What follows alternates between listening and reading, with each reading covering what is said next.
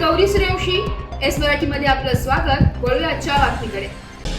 लहान बहिणीला शाळेत सोडून घरी परतणाऱ्या अल्पवयीन मुलीला रस्ता अडवले व तिचे तोंड दाबून तिला रिक्षामध्ये जबरदस्तीने बसून एका बंद पडलेल्या शाळेच्या गच्चीवर नेऊन तिच्यावर अत्याचार केलाय। त्या ठिकाणी त्या मुलीला अत्याचार केल्याची घटना मंगळवारी उघडकीस आली। या घटनेने शहरामध्ये एकच खळबळ माजली आहे। या प्रकरणी संशयिताविरुद्ध पोलिसात गुन्हा दाखल करण्यात आलाय।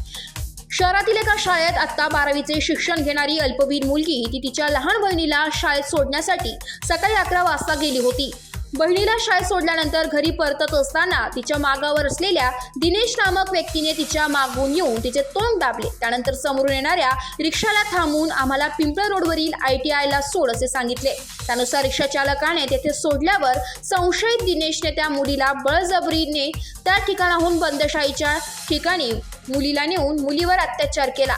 तू माझ्याशी लग्न कर अन्यथा कुटुंबियांना मारून टाकेल असे सांगितले। दिनेशकडून बळजबरी होत असताना त्या मुलीने आरडाओरड केला, मात्र परिसरात कोणी नसल्याने तिला तेथे मदत मिळू शकली नाही।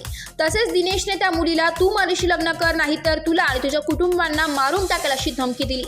या संशयितासोबत मुलीने केलेल्या झटापटीमध्ये तिचे कपडे देखील फाटले। दरम्यान तिथून मुलगी घराच्या दिशेने जात असताना तिचे आई वडील तिला भेटले। तिने ही सर्व घडलेली घटना सांगितल्याने त्यांनी मुलीला सोबत घेऊन पोलीस स्टेशन गाठले। गुन्हा दाखल झाल्यानंतर मुलीची वैद्यकीय तपासणी करण्यात आली। त्यानंतर न्यायवैद्यक प्रयोगशाळेच्या पथकाला घटनास्थळी जाऊन तपासणी करत तेथील पुरावे गोळा केले। यावेळी पीडित मुलीने आईस अंमळनेर पोलिसात धाव घेतली।